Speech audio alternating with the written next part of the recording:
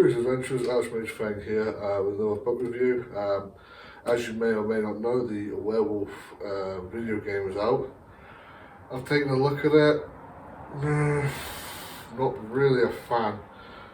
However, when it comes to tabletopping, one thing I'm a fan of is, of course, Werewolf the Apocalypse, which is, of course, what the video game is based off. Now, Werewolf comes from the same family as Vampire, Hunter, Mage, Changeling, Demon, Mummy, all those games created by White Wolf in the 90s. Werewolf ranks one of the highest, of course behind Vampire and my personal favourite Hunter, but that's just my preference. Nevertheless, good game. So, what's it all about? Well, obviously, like with Vampire, you play vampires, abilities and stuff like that. This time you play werewolves. And how's it different? Well, for a start, werewolves are creatures, and these are creatures of nature. They are tied to the being known as Gaia, which is the planet Earth, and of course, with humans polluting and toxic waste and all that, pisses them off. So, Gaia has given certain humans the ability to shape change into wolves, to werewolves, and other creatures like bears and stuff like that, but that's getting too far down the beaten path. And it allows them to fight back basically against these terrorists. I think Captain Planet, but with a lot more Korea and with werewolves. There are different tribes of werewolves who handle it in different ways. For example, you have, well, before we get into that, we'll talk a bit about the polluters and stuff like that. It's basically a corporation called Pentex, and Pentex is a worldwide corporation in this universe that, yeah, pollutes and does all sorts of crazy stuff. They have their fingers in many, many pies. So,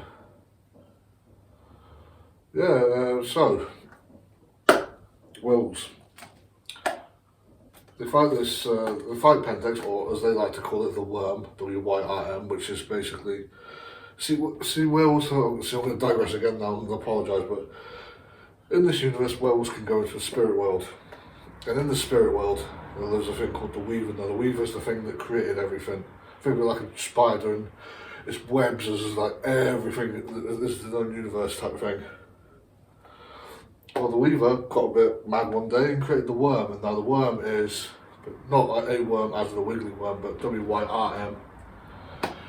And basically, creatures are evil that want to destroy everything the Weaver's created. So, going back to all that, it's now poured over into the actual world.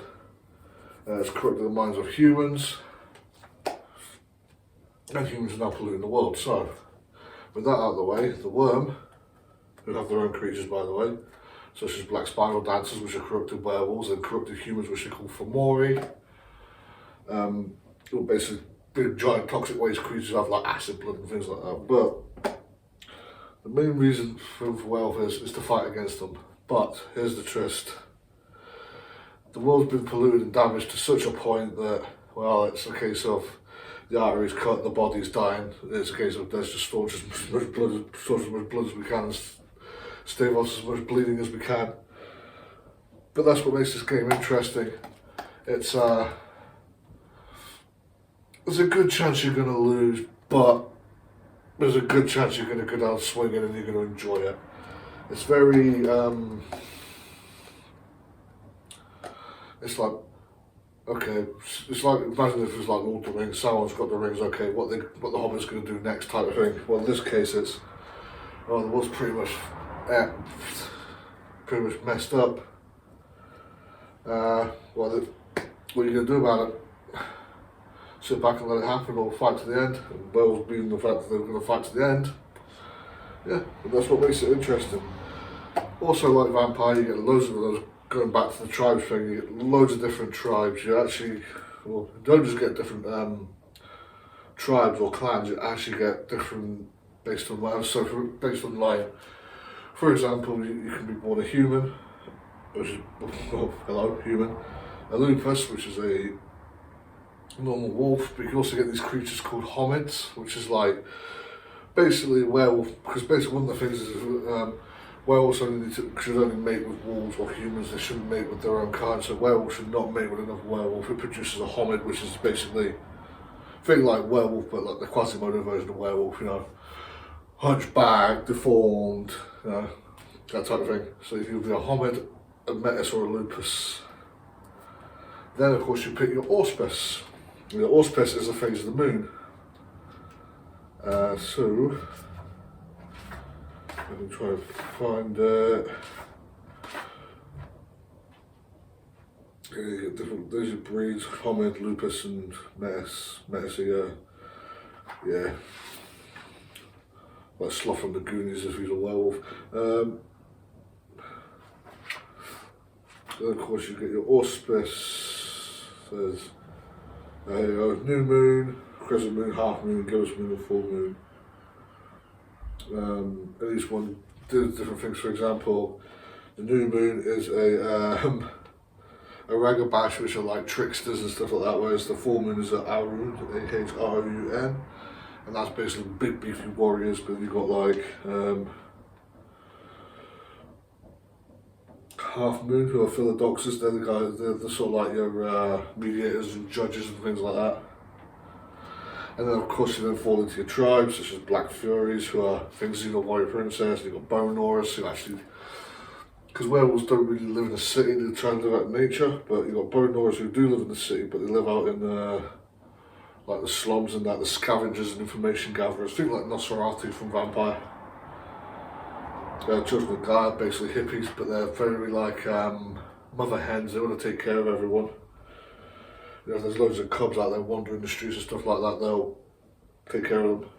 Fianna, who's one of my favourite tribes. These are like Celtics or Irish or Scottish bards, and they're basically known for fighting, drinking, and playing lots of music. Get a Fenris, another good tribe. Think Vikings. However, they are a bit, shall we say, paramilitary and neo-Nazi, but apart from that, no. Viking wolves, glasswalkers, who are proper live in the city.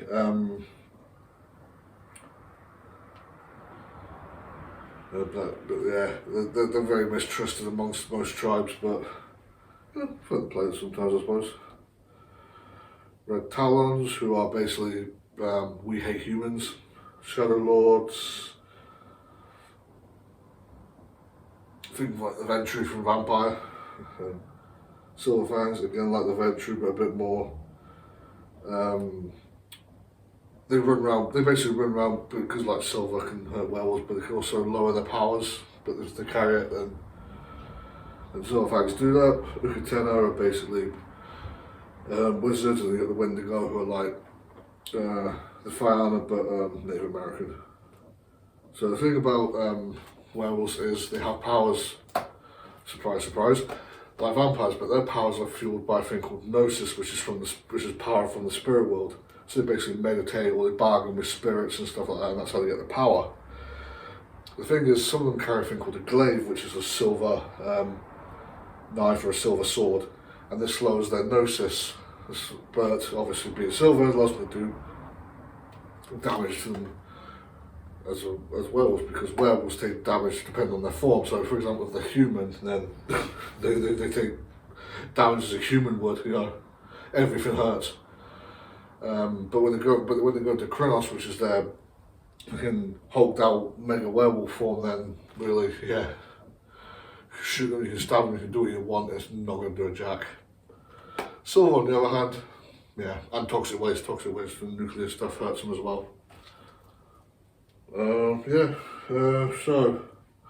But Silver Fangs do like to prove themselves by carrying glaives and try and prove that we should rule all the tribes because we carry silver and we're tough, and you've got lucky get a Fenris wants to just stick an axe in his head. But no, moving on. So yeah, but how do they transform? They transform via rage. Rage is a different thing together. Again, this is how they're tied to the moon, so obviously like the full moon with Aroun as opposed to, you know, tricksters and stuff like that. Aroun will obviously get more rage than tricksters. And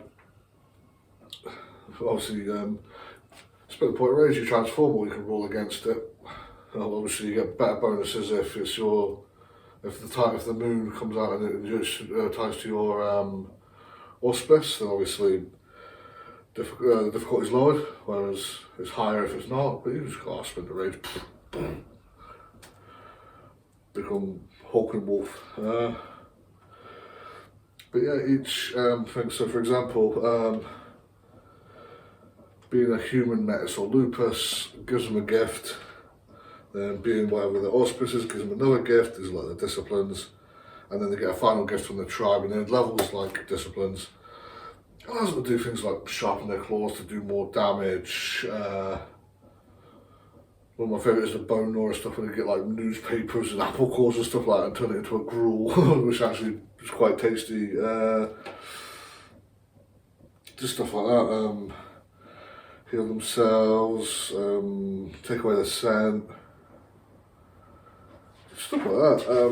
And obviously the more powerful they get, the powerful the gifts become. To the point where they just like shrug off, so you can even shrug off silver, but that's a very rarity. Yeah. They also get like rights and stuff like that, and stuff like the Tremere vampire do, where they can do stuff like purify where they live, because obviously evil spirits and worm-tainted spirits and worm-tainted creatures are going to be walking around trying to hunt them down. After they've defeated them, obviously the place is tainted, so they'll do a ritual to untaint it, because they all live in a place called a cairn, which is their not their house really, out in nature, because obviously as werewolves they don't like cities, are too polluted and things like that.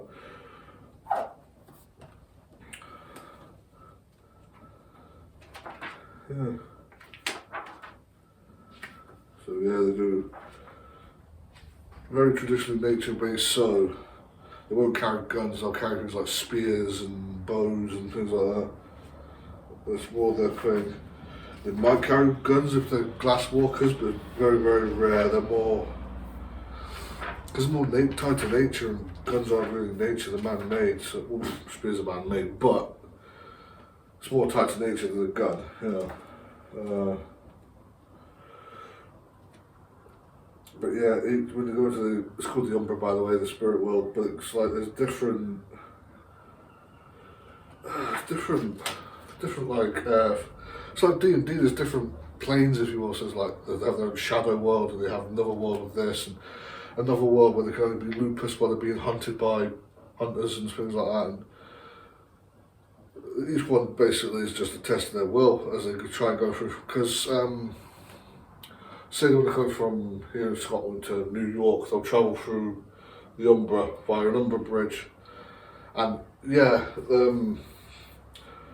without any trouble they'll get there in 30 seconds. They'll come from the cairn here and then arrive at the cairn in fucking Central Park, 30 seconds, done.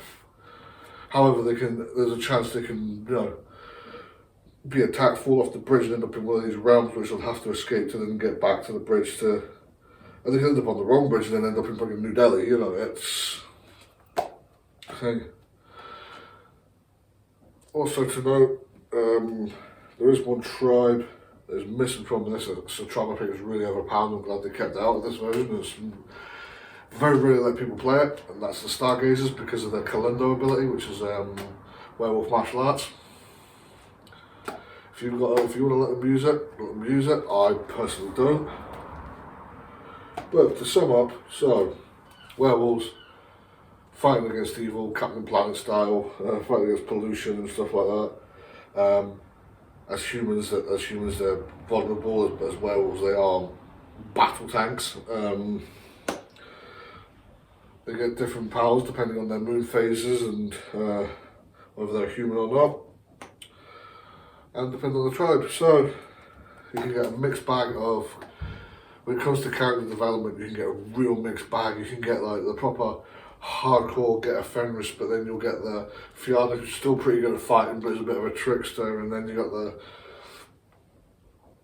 it's like I say, you get a real mixed bag depending on the type of, depending on what you pick really. It's a bit more variety in this than there is in Vampire, definitely. I find it good for doing, like, say, a couple of weeks. Because the thing is, with Vampire campaigns, you can make them last for ages because of also the political stuff and that. Werewolf, not as political. There is a bit of politicking in it, as in like, because you're in a pack, so who's the pack alpha, or I'm the pack alpha, no, I'm the pack alpha, suddenly a bit of infighting and then politics goes on, but generally it's a case of, pen takes bad, we're going to go fight them. And yeah, I mean, but with a bit of imagination you can create a campaign which is very, very action packed, very political, but you can cater to everyone's need with Werewolf. Vampire not so much. I enjoy Vampire because I like the politics and stuff in it, but with Werewolf you can cater to everyone. You want the guy who wants to run in with guns blazing, or the guy who wants to sit in a library and research with his glasses on, or someone else who wants to throw. That's the beauty of Werewolf. It is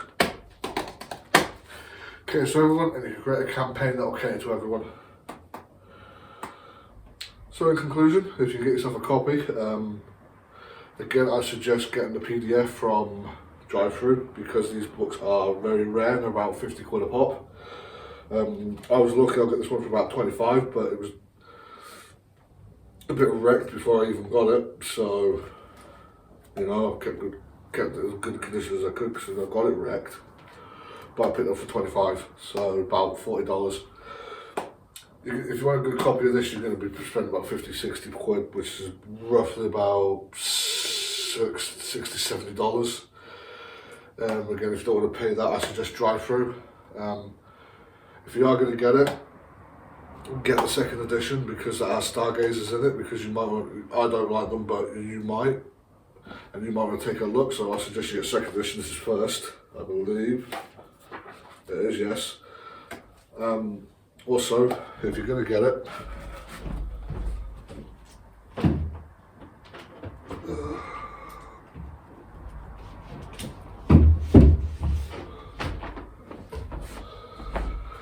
splurge out and get a copy of that. It's rare, but again, through Drive-Thru RPG, I'm pretty sure you can find the PDF. It is the Player's Guide to Werewolf, and it has in it all the stuff on Kalindo, extra merits and flaws for your werewolf to really bring it to the floor, extra powers, extra gifts and stuff like that, and tells you a bit more about the Forgotten, such as the White Howlers and stuff like that. But it also, if I can find it, gives you information if you want to. If your storyteller will allow this, it gives you other breeds as well, such as I believe it starts. So you've got the Ananasi, which are basically were spiders. You've got the Bastet, which are werecats. Korax, werewavens. So you get different breeds in this. The Goral, which a lot of people like to play, the White, which are werebears. Again, I don't allow these for players to play these just because of the complete infighting between these and the werewolves. So it's a case of, if somebody's got the heart set on playing one of these, then everybody plays one of these, and then nobody plays werewolves, or everyone plays werewolves, just because, well, I say there's not a lot of politicking in it. It is between the werewolves and the other breeds. So, you know, I tend to have them play as werewolves and then use these as NPCs. Sometimes I might throw them in there as a monster, depending on what I'm trying to do. But yeah, if you're going to get Werewolf, get it through Drive-Thru PDF, pick up second edition, and also pick up a copy of the Player's Guide. If you can also get the Storyteller's Guide, that's great, but you don't really need it. It's a case of, because they've got everything you need in the core rulebook. Just, yeah, make it really freedom fighters, make it like, you know, very nature-esque story, like going through swamps and stuff like that and dealing with basically pollution and toxic waste, and you basically got a werewolf campaign. But yeah, all in all, if you like Vampire and you want to do something a bit different, and you want to cater to everyone except for the politicians and the politicers, then yeah, pick this up. But again, because of its rarity, get it from Drive-Thru. Anyway, this is Archmage Feng signing off. I'm going to say stay safe and also adventure on.